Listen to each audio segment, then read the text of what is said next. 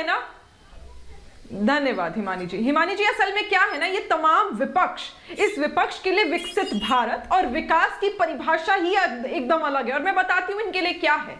अगर चंद्रयान 1 का landing point का नाम रख दिया जाए जवाहर पॉइंट, तो वो विकसित भारत है। लेकिन वहीं चंद्रयान 3 और 2 का लैंडिंग पॉइंट का नाम तिरंगा और शिव शक्ति पॉइंट रख दिया जाए तो वो अविकसित है।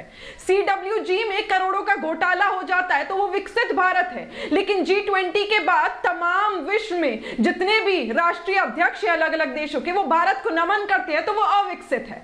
सोनिया जी के पति राजीव गांधी जी अगर महिला आरक्षण बिल का सपना देखते हैं वो विकसित है। लेकिन वहीं सोनिया गांधी जी के भाई यानी नरेंद्र भाई मोदी जी उस सपने को पूरा कर देते हैं, हकीकत में बदल देते हैं, तो वो अविकसित है। 370 हटने से पहले लाल चौक पर पत्थरबाजी होती है तो वो विकसित है। आतंकवाद कश्मीर में पनपता है तो वो विकसित भारत है। लेकिन 370 हटाने के बाद वहां के लोग मुख्य धारा से जुड़ जाते हैं और शान से लाल चौक पर तिरंगा लहराया जाता है तो वो अविकसित है।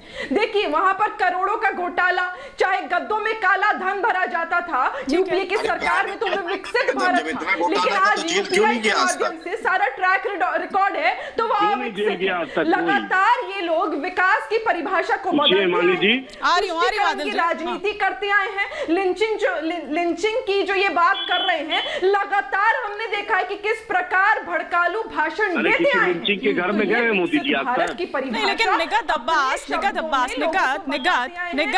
ये ठीक बात है, आपने जो तमाम बातें गिनवाई है वो अभी जयपुर में भी बोल रहे हैं प्रधानमंत्री नरेंद्र मोदी, भोपाल में भी उन्होंने कहा। लेकिन प्रधानमंत्री तो विकास की बात करते हैं, वो तो उन योजनाओं की और साथ ही साथ उन तमाम योजनाओं के लिए गारंटी देते नजर आते हैं। लेकिन आपके कुछ सांसद ऐसे हैं, आपके कुछ नेता ऐसे हैं, या जो सांसद हैं वो सदन में जाके कुछ अलग ही लाइन लेते हैं या कुछ अलग ही भड़काऊ बातें कर रहे होते हैं, उस तरफ वो इशारा कर रहे हैं। आदिल हसन साहब,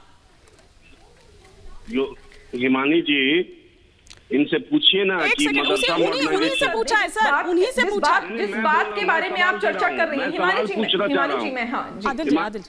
हिमानी जी, हिमानी जी मेरे से सवाल पूछा है तो मैं ही ना जवाब दूंगी। इनको बोलिए थोड़ी देर के लिए चुप हो जाएं। सुनिए, बिल्कुल आपने सही कहा और यही कारण है कि पार्टी ने एकदम इसके ऊपर तुरंत एक्शन भी लिया है। कारण बताओ, नोटिस भी हमारे सांसद को दिया गया है और साथ ही साथ हमारे मंत्री यानी राजनाथ जी ने इस बात पर खेद भी प्रकट किया है।